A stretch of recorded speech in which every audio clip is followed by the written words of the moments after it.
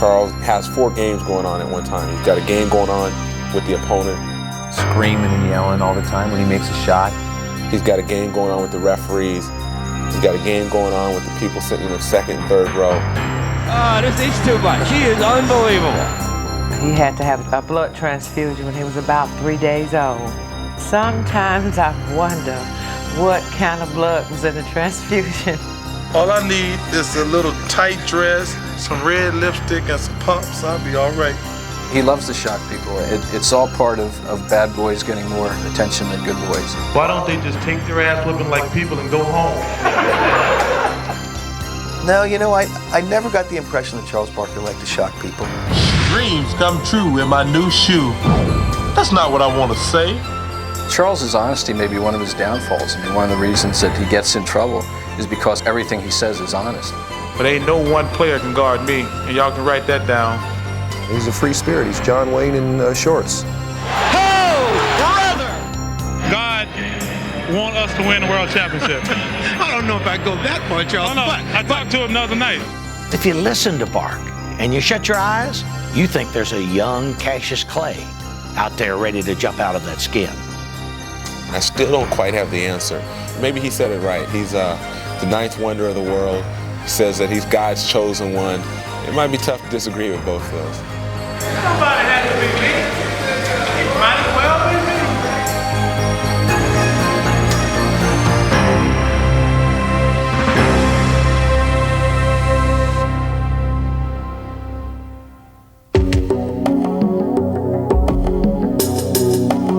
When trying to explain Charles Barkley, it seems that no single image is enough. But despite all of the descriptions that have been offered, there is one that is rarely heard. He was a very shy kid. You know, he was just, he was quiet. I mean, he was. Though this may seem hard to believe, growing up in tiny Leeds, Alabama, that's how Charles Barkley was known. He was on the chubby side, and he was just about as chubby, as tall as he was chubby. And kids used to pick at him. Raised by his mother and grandmother, young Charles was not only quiet, but also unusually mature. He was a father to his younger brothers, you know, because he grew up without a father. I would work 2 jobs, and I would get up so early sometime in the morning time to leave home. I wouldn't have time to do anything. But by the time I got home from that second job at night, the house would be clean as a pin. My mother cleaned houses, and my grandmother worked at a meat factory. They did whatever it took to make sure that we had something all the time. We didn't have a lot, but we never went without. So that's probably the greatest thing that I learned from him. Just do whatever it takes to make yourself successful. With that lesson in mind, Charles began to play basketball, not only with thoughts of fun and games, but also of his future. In high school, my #1 priority in life is to make life easier on my mother and grandmother. So I'm thinking, just go to college for free, because if I didn't get a scholarship, I wouldn't have been able to go to college. But as an overweight 5'10" guard, Barkley didn't appear to be a likely target for college recruiters. His height, it's just hard for him to compete. Plus his shot in high school wasn't that good. Charles was so average. Despite his obvious shortcomings, Charles remained determined. You know, a lot of Saturday nights when the other boys would be out going to dances and things, Charles would be down on the basketball court, or right down the street, bouncing a basketball. Charles's skills were improving, but it didn't really seem to matter. He would come home and he would cry sometimes. He said, "Mama, I am good enough to play on the varsity team if they would just give me a chance." His granny would tell him, "Just keep working, baby. If you got it, somebody's gonna see it." Clinging to this hope, Barkley struggled in vain to overcome his physical limitations. And then, as if to reward his faith, Providence finally lent a hand. He started to get bigger and bigger and taller and taller. Everybody was like, "Hey, come down to the gym. Charles Barkley can touch the rim and slam a basketball." And I thought, there's no way Charles Barkley can dunk a basketball. He's 6 foot. Barkley's surprises were just beginning. Shooting up in height, he would finally have a body that was a proper vessel for his determination. Between my junior year and senior year in high school, I went from 5'10" to 6'4". Even though when I had the growth spurt, I was never really awkward because I had been playing guard all those years, and all of a sudden, everything just fell perfectly into place. It would not be long before Barkley began catching everyone's attention. You know, and God is good. He just happened to be in the right places at the right times, and the right people were in the stand, and they seen him play. They said, where they been hiding this kid? Charles finally had his chance, and he wasn't going to blow it. He would make Leeds High School one of the best teams in Alabama. But more importantly, he would reach a goal that only months earlier had seemed impossible. He earned a scholarship to Auburn University. One phase of his life was ending, and another very different one was about to begin.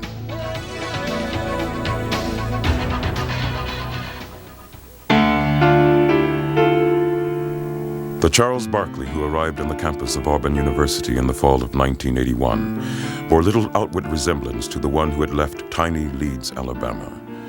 Over the summer, he had grown in both size and athletic ability, and now, away from the domestic responsibilities of home for the first time, he was feeling his oats. I would not let him break the breakaway rims down. And he would, every time he would dunk, he would break that rim down and look at me like, what are you going to do about this, sonny? And I said, now if you break the rim down one more time, you're out of here.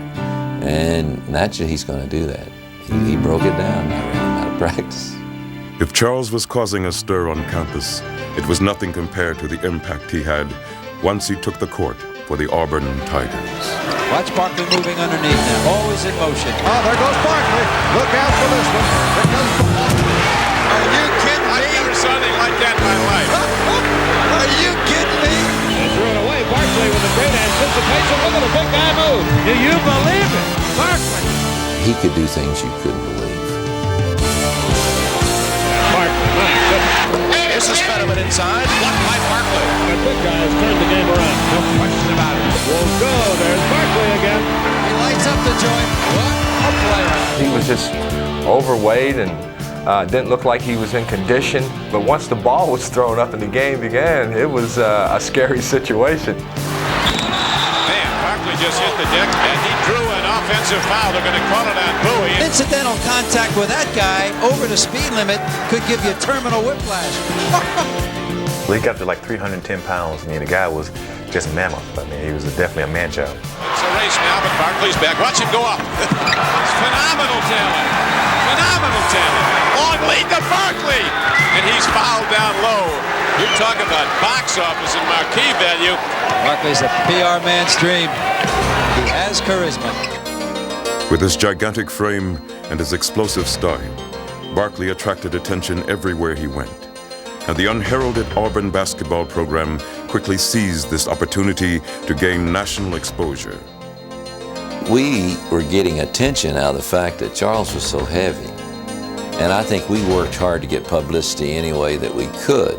And that was one way to get it. We were selling fat, we were selling anything. And Charles was a sellable item, he really was. Hello, I'm Charles Barkley of Auburn Tigers. Here I feel my nicknames.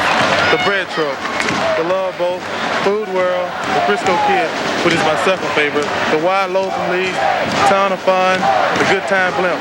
But my favorite is the Round Mound the Rebound. Charles had grown from a shy and responsible kid into a brash media sensation.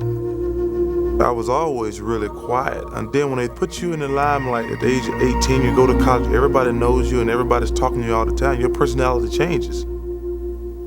And the true measure of that change was evident in his growing conflict with his coach, Sonny Smith. He was lazy, and he felt like he could play real heavy, and I felt like he couldn't. So we had a little war going there to lose weight. He could have said to me, Charles, you need to lose some weight and you can play better, instead of saying I was a fat, out-of-shape slob all the time. I knew I had something special. I knew I had a pro on my hands. And I knew that it was my responsibility to develop him, give him a chance later. So I was really tough on him. At the end of my second year, I had enough. I had led to SEC in rebounding 2 years. I was all SEC, and he was still riding me all the time. So finally, I just picked up and said, hey, I'm transferring. Charles Barkley had reached a crossroads. In his struggles with Coach Smith, he faced both the benefits and the burdens that came with his newfound stardom. And his resolution of this conflict would set a pattern for the rest of his life. We had a meeting, and we sit down, and he said, hey, you lose a little weight, you'll play harder, you'll play better. And he was right. And I told him what I expected from him, to treat me like a person. I knew right then that I wanted to be treated like a person, not just a piece of meat. Charles would stay at Auburn for his junior season, and it would be his best. He would be named SEC Player of the Year and lead Auburn to its first ever NCAA tournament appearance. And as he made his decision to forego his senior season and enter the NBA, he looked forward to a bright professional career and looked back with new perspective. I had matured from my freshman year. Well, I just rebelled. My sophomore year, I just rebelled. But by the end of my sophomore year, I knew that I wanted more, expected more. I became a person who could speak for themselves. Just grew up from a little kid to a man.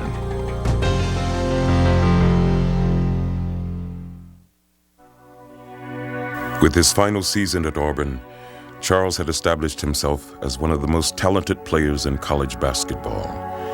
But questions about his attitude remained. And despite his impressive showing at the Summer Olympic trials, he found himself cut by strict disciplinarian Bobby Knight.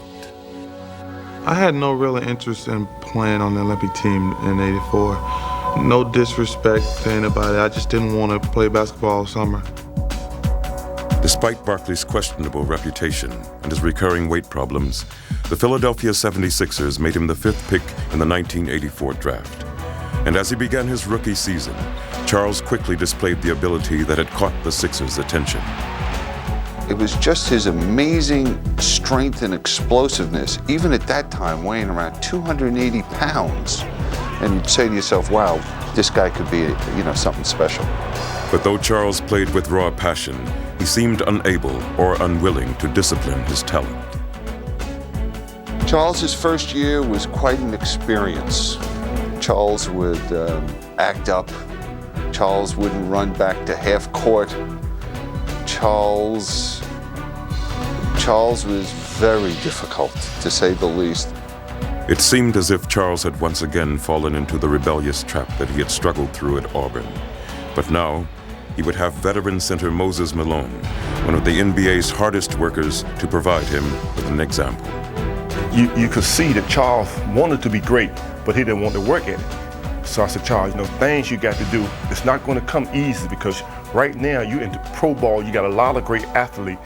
So what you got to do, get the attitude and get mean and get aggressive and come play every night. Under Moses' tutelage, Charles learned to tap his vast well of natural ability. Up until then, I had never worked hard. I just played the game strictly on talent. He taught me how to work hard. I got in really good shape, and I'm just watching him and learning from him. As he began his second season, Barkley saw Moses' lessons begin to pay off. Barkley's there, gets it again, reverse left hand by Barkley. Here's a bad pass, it might get out of hand, not before Charles gets it. Bingo. It's just a question of Charles wanting it more in the Dan Round field. He got believing in himself and got believing in what he could do. And he went to another level. Just as Barkley was beginning to mature as a player, however, he would be thrust into a demanding new role. At the age of 24, the mantle of responsibility had fallen on him.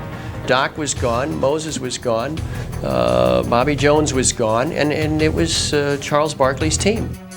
It was a challenge that stoked Barkley's competitive fire. Responding with a vengeance, he would take his game to another level and take the league by storm.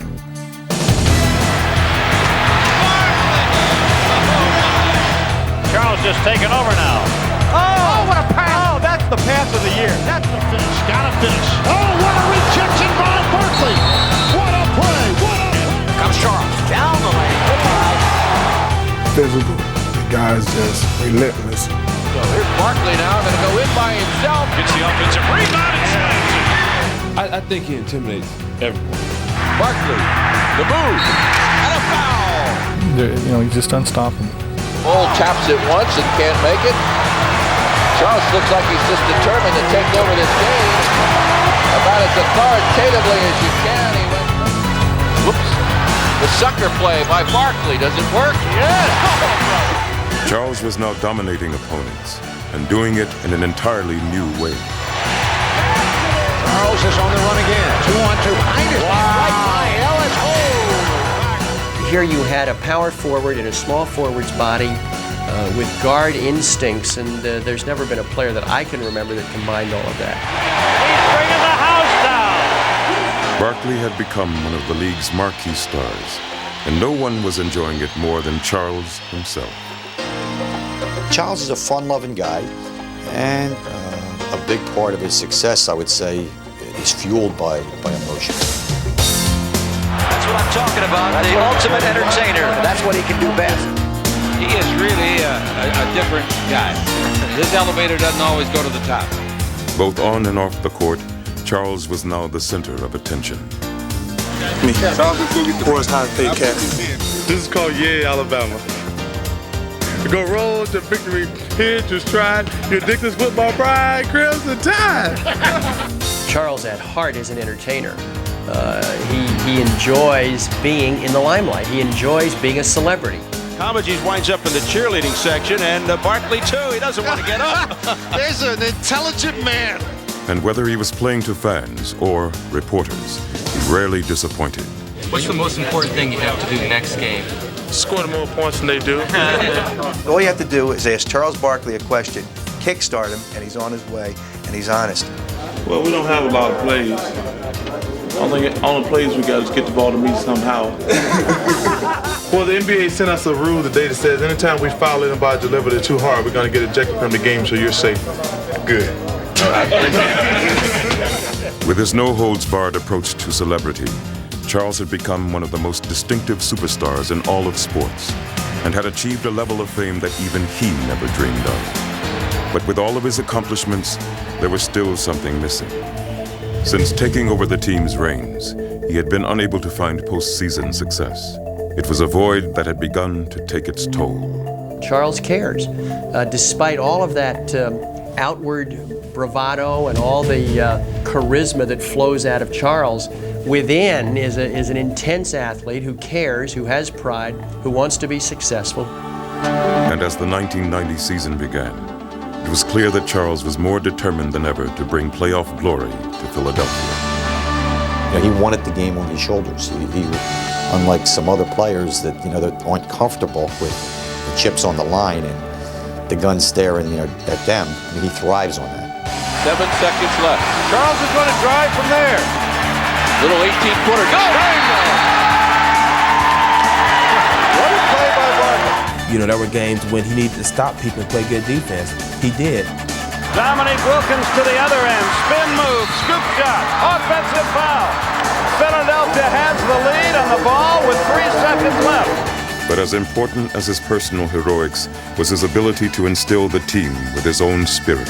His desire to win made me get it, and then we started having a lot of fun winning, and then in turn winning, you act like a kid, you have a good time.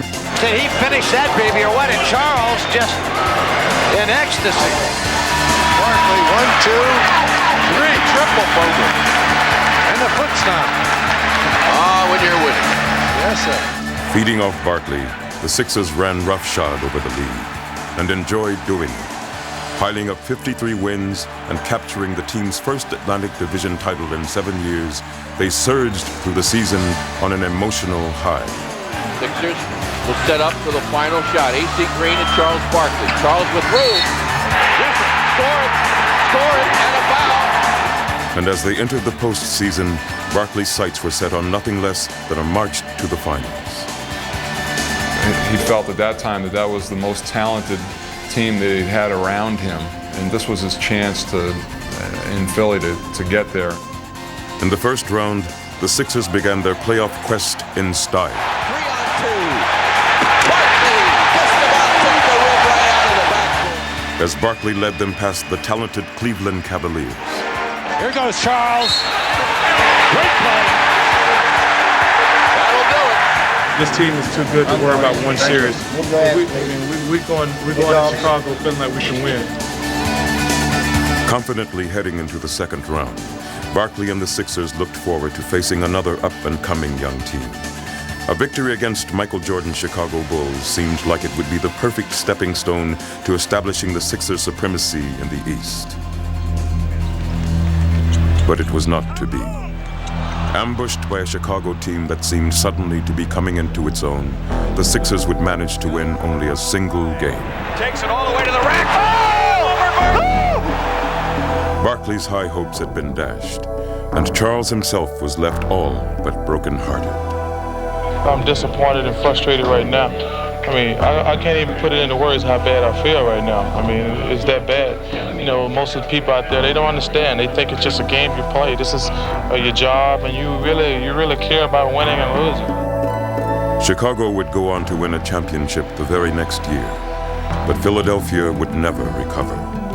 Injuries and ill-fated trades would disband the group of players that had achieved such special chemistry, and Barkley could only watch in frustration.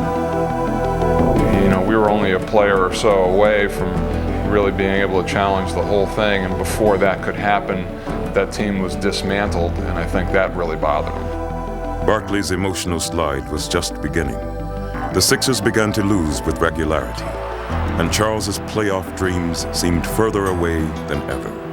I could see the frustration in him as the year went on because he felt that you could see it, that the opportunities were dwindling away. And Charles was typically candid with his emotions. There was a game at the Forum against the Lakers, and the Sixers lost badly. And after the game, Charles said, "We got a bad team." Now, so that there could be no misunderstanding, I posed the question among a group of reporters, do you mean that you have a team that didn't play well tonight? And he looked us all in the eye and said, no, man, we got a bad team.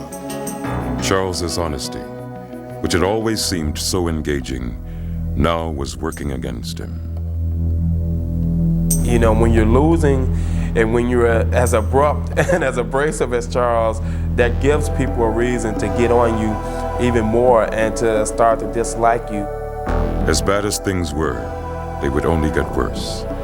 Frustrated fans looked to Barkley for answers, and unable to provide one, he could only echo their anguish. Charles is frustrated, he's upset because his players are not giving him the ball. His plight would hit bottom in New Jersey.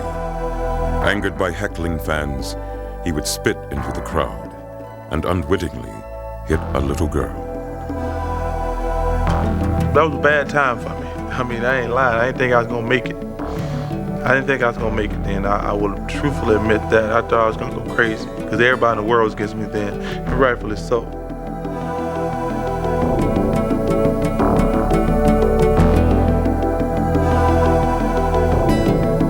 So the spin incident is where it all changed. It made me really take a closer look at myself.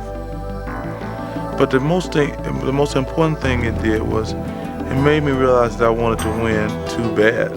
There shouldn't be anything on a basketball court that make me want to spit on another person. And that's kind of where it all changed for me. Charles knew he needed to change, but stuck in Philadelphia, he would not be given the chance. Besieged by questions about his character, his leadership, and even his ability, Charles could only stoically bide his time. You want to stay with this team? I just want to win. I just want to win. Charles, you want to stay here? Finally, after a year and a half of waiting, he would be given the opportunity that he craved. Charles Barkley, he has talked long and hard and loud about his hunger for an NBA title. He was traded to the Phoenix Suns in a 3-for-1 deal. The trade, Charles? Charles now faced the defining test of his career. The Suns offered him what he wanted most, a second chance. But he knew also that if he failed, it would probably be his last. Before Charles could meet his destiny in Phoenix, he would join the Dream Team for the Summer Olympics. And from the start, his trip to Barcelona seemed to renew his spirits. Good morning, ladies and gentlemen. Would like to welcome you aboard. This is Glad to be here. It meant a lot to me because they were saying, hey, you're a great player and you've done a hell of a job, even though your team hasn't been winning. So that was great. Reaffirmed as one of the game's top stars, Charles again found himself in the midst of adoring fans. It was like traveling with, I guess, the Beatles. You know, that stuff you see on TV where there's thousands and thousands of people waiting all the time. It was unbelievable. While some Olympians may have found the constant crowds and attention daunting, Charles took to the streets with relish. I'm in the Olympics. I wanted to see it. I mean, it's a once-in-a-lifetime thing. I'm not gonna spend the whole time in my hotel room. I think that's crazy. One of the game's most visible figures, Charles attracted the media in droves, and he entertained them like the Charles of old. People usually go after the guy who's the most vocal, and he didn't disappoint anybody. He was in rare form. How much do you know about Angola, the guy that you would be playing there? And I don't know anything about Angola, but Angola's in trouble. How did you feel in 1972 when the Soviet Union beat the United States in that wild game? Well, I had just flunked my entrance exam into kindergarten, so that was the only thing, you know. Charles was once again enjoying his celebrity status, and at the same time, he reveled in being a part of a team where he was not the only focal point. David Robinson, Patrick Ewing, Michael Jordan. This is like Charles, what are you doing, lying again? spring break in the ghetto. It was kind of just like hanging out at a big fraternity party. Come on, man, get your bowling ball here. Hey, that was a good joke. Did you do that too? I did. Sometimes I dream that he is me. I just want to be like Chuck. Mike. Is this fun, Mom? Relieved of the burden of carrying a losing team, Charles was also having fun, sharing the court with his superstar teammates. Charles is on the run again. Behind his man. Oh, I just do my thing. They gonna make me look good, I'm gonna make them look good. Because if you're a great player, man, the game is so easy.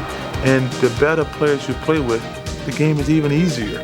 Charles, these guys were so nice and friendly, and they were patting each other on the back, commending you all. Is it hard they gotta beat by 40 points. But is it hard for you to nice turn guys finish last. And as the Dream Team swept to its ultimate goal, As expected, won the goal here in Barcelona. Charles could just relax and enjoy it. I think there was never really any doubt we were going to win the gold medals. We took the gold medal for granted, but the whole Olympic experience was just fun for me. Though Charles's triumphant Olympic performance had served notice that he retained his distinctive flair, he arrived in Phoenix facing heavy scrutiny.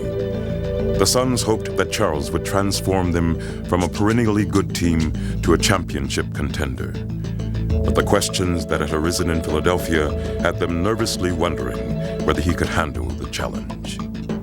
I remember when we made that trade, people were skeptical about that. They said, well, a conservative community like Phoenix, how are they going to accept Charles Barkley? We're like everybody else. We knew what you read in the paper or what you hear. And I think everybody was a little, anticipating maybe the worst. Though the pressure on Charles could hardly have been greater, he faced it without ever letting it affect him. When I first came to Phoenix, I'm going to be myself. I don't really worry too much about what other people think. From the first day of training camp, he challenged his teammates. I remember one of the first things he did in a practice was he just hammered Cedric Ceballos. He wanted to see how everyone was going to react to that. I just thought that was unnecessary, uncalled for. I let him know, and we got into a little verbal battle out there on the court. His reason for doing it was basically trying to see who was going to speak up and who would go to war and who would support their teammates. I think everybody started to see that, there's only 12 of us. We need to have all 12 going in the same direction and going towards the same goal. And he brought the team a lot closer by doing that. With his new teammates now firmly behind him, Barkley was ready to take Phoenix into the 1993 season. Stolen by Barkley. Here comes Sir Charles. Whammo!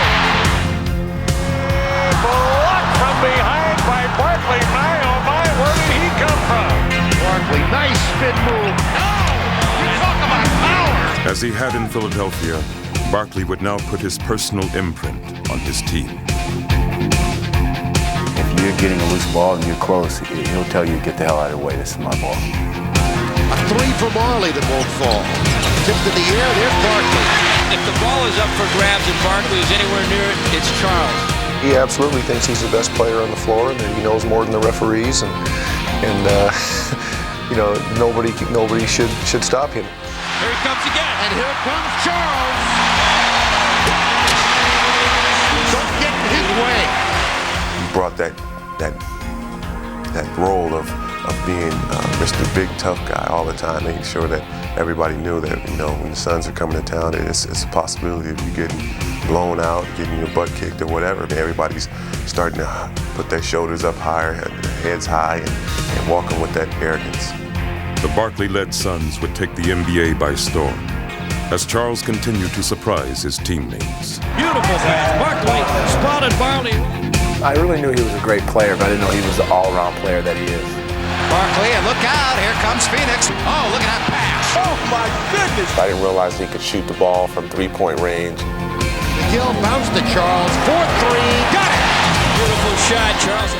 I didn't know he was a good shot blocker. Blocked by Barkley. Oh, what a block. I mean, he's won probably 3 or 4 games just by blocking shots at the end of the game. 8 seconds to play. Here's the drive by Smith. It's blocked by Barkley. Saved by Marley, and he's fouled with 3 seconds to go. Barkley made the block. Barkley made the block. Oh, brother. 3 seconds left in the game. It was just an unbelievable feeling to be on a good team with good guys, and it's just fun when you win. It's that simple. Barkley was once again lighting up arenas with his unabashed love of the game. And the skepticism that had greeted him in Phoenix now turned to celebration.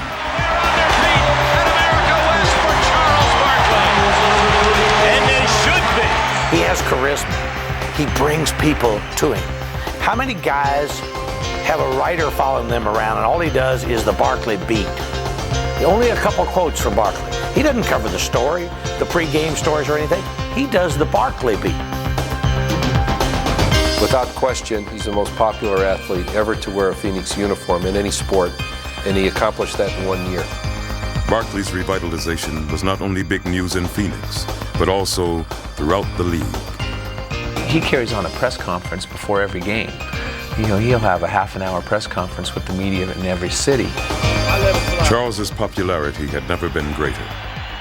Now the player who had been the league's most notorious villain was its most celebrated star. Charles Barkley! Wait a minute. What's going on here? Some fan ran out on the court, and Barkley's getting some smooches. I'm surprised that wasn't one of my daughters, the way they love Barkley. I think it started with the Olympics. I think that brought me to the forefront. But in the last year or so, man, it just kind of all just like boom. And now, ladies and gentlemen, the man we all know and love, Charles Barkley. Action. Check this out. No matter how much success you have, every time you go to the next level, it's still mine, Barkley. But no matter how high Barkley's popularity skyrocketed, he never lost sight of his goal. Money doesn't matter, endorsements don't matter. The only thing matters is winning. And win is what he would do.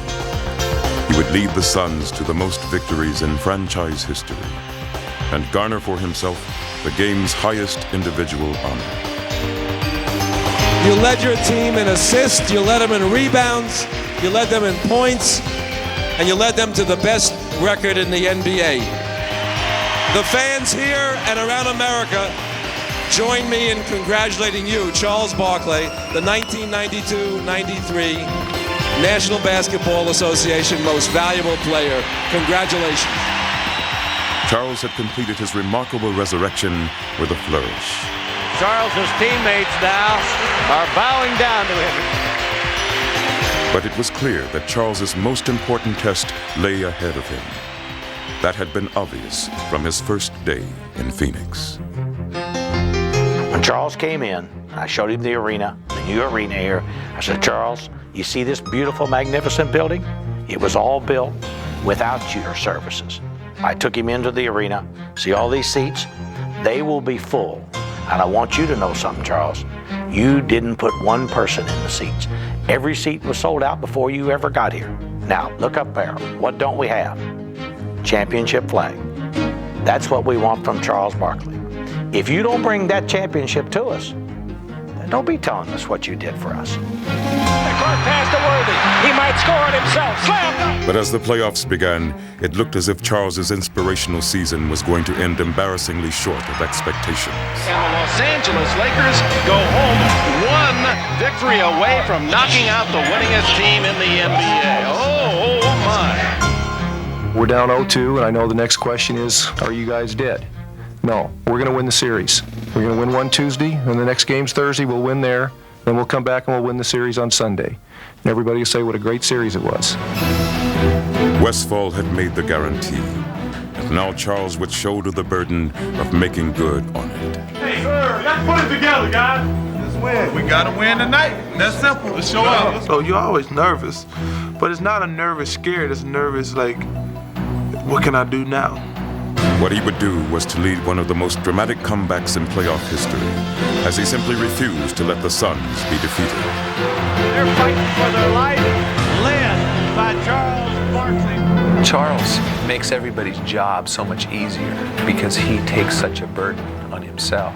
He's the superstar of the team. He is willing to take that responsibility for wins and losses.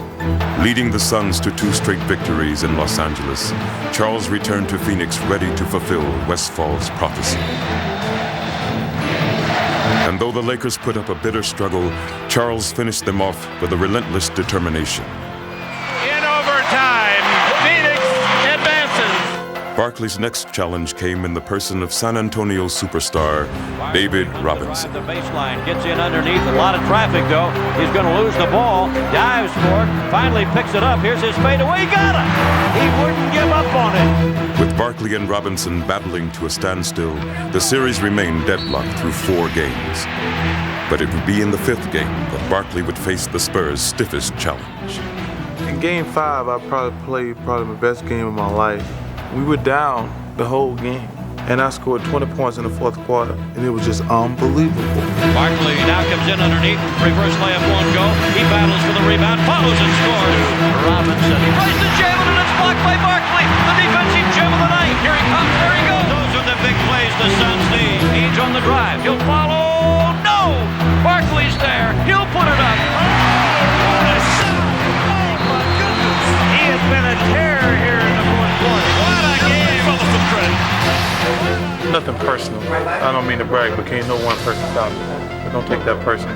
Game 6 would again turn on Barkley's personal battle, as the Suns again looked to him for last-second heroics. It's time to go to work with Chuck.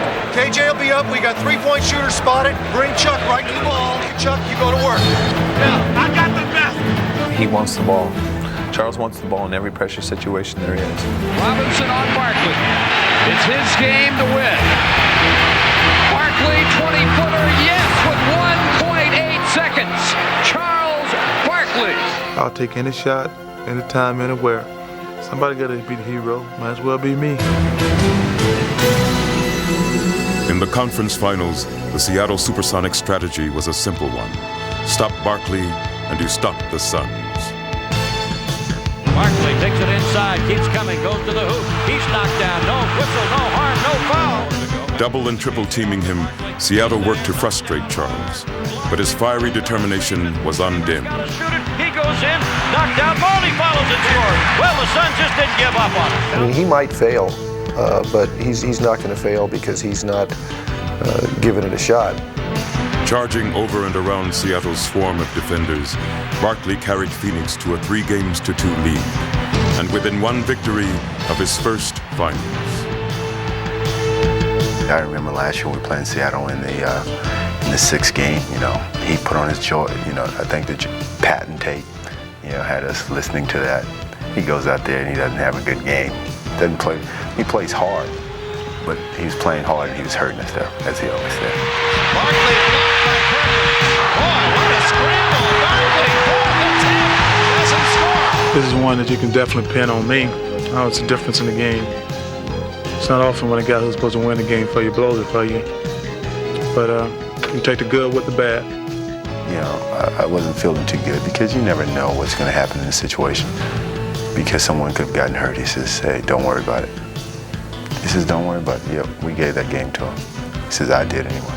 He says, don't worry about it. Barkley again faced the end of his finals quest, and again he would rise to the challenge.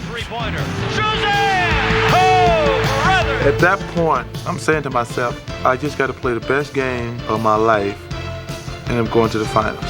Frank Johnson comes up with a loose ball. The Suns on the run. Give it to Barkley. Huevo. That's all they needed. Barkley. Wham, bam, slam. Here's the man going to work. Gets a double team. Oh, my. Said, don't get in my way. Attention, attention, Chicago. He takes it to the iron and misses it. Gets her rebounds. Barkley. He's everywhere. And that's what happens when you got your game on. There goes that man again. He has been the man who's been leading them, and he's fired up, Dick. He wants that ball. Barkley scores, and he is fouled. Superstars come to play in big games, and Charles Barkley has come to play tonight. In that 7th game, I think he had 44 points, 25 rebounds. And he said, Frank, I told you not to worry about it. And the Phoenix Suns are in the NBA Finals in quest of their first ever NBA championship. That was a perfect example of his will to win. He was not going to allow us to lose that game.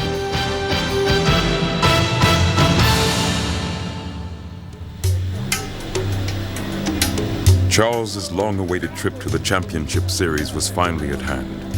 His journey had been an arduous one, but now at last he would lead his team into battle for basketball's ultimate prize. We are the best team in the world. Let's go, baby. Let's win. Ironically, he would face the Chicago Bulls, the team that had started his spiral in Philadelphia so long ago. But this time, he would not be defeated easily. That's when Charles Barkley is at his best. And even as the Bulls jumped out to a 2-0 series lead, Charles remained steadfast in his belief in himself and his team. Kevin Johnson hearing it. Wow, here's the Bulls. The Phoenix fans who are getting on Kevin tonight, if Kevin Johnson, we wouldn't be here without him. And if you're gonna boo Kevin Johnson or give him a hard time if he's struggling, please don't come to the game, because we don't need you. If you're not gonna be with us through the good times and the bad times, we don't want you here. He is with his team, win or lose, good or bad. And he stood up and he was counted. He puts nothing ahead of his teammates, and I think that's a great quality that he has. And he knew that if he stepped up and said something nice about KJ and that we're still behind him, that people would step back and listen to him because of who he is. He had seen his team in Philadelphia dismantled. Now in Phoenix, he would hold his team together. Charles has come to play, and he's come to lead his team. He's putting them on his shoulder saying, I'm going to lead you. Everybody follow me.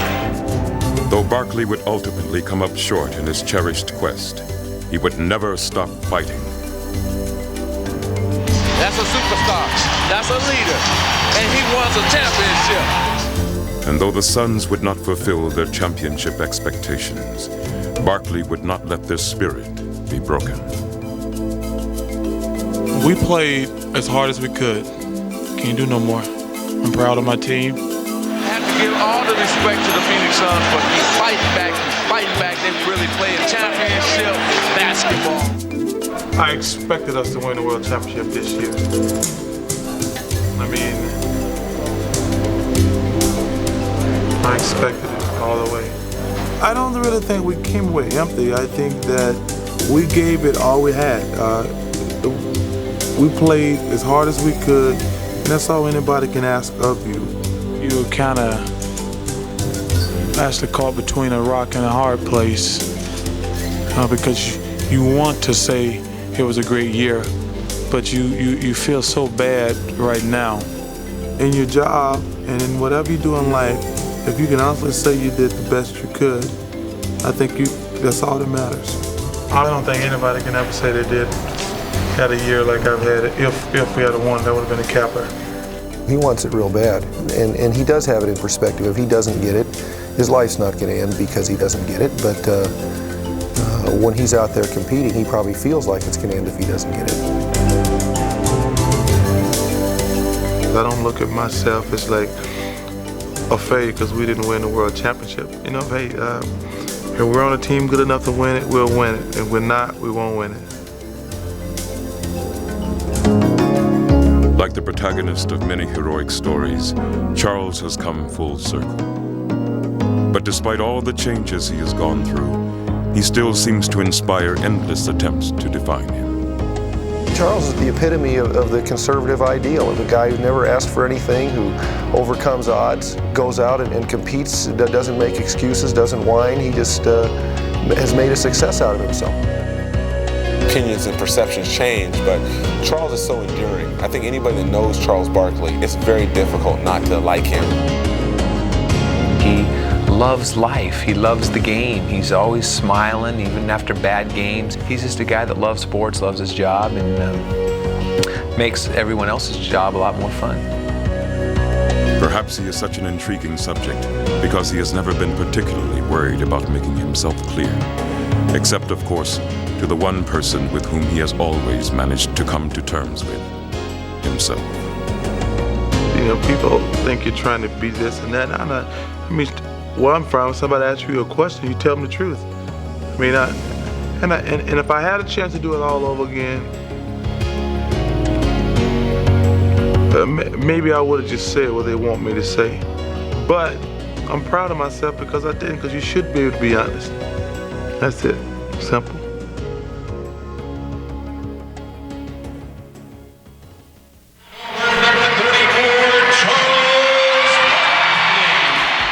Here comes Charles. Get out of the way.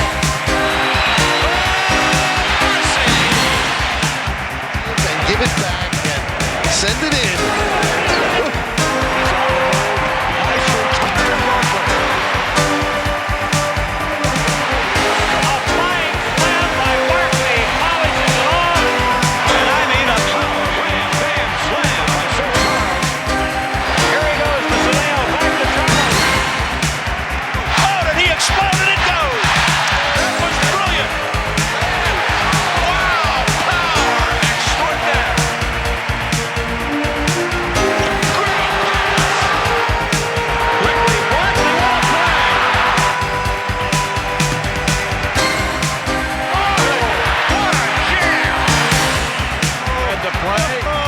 Special in the air right there. Taking the run wide underneath the marker. Forget it.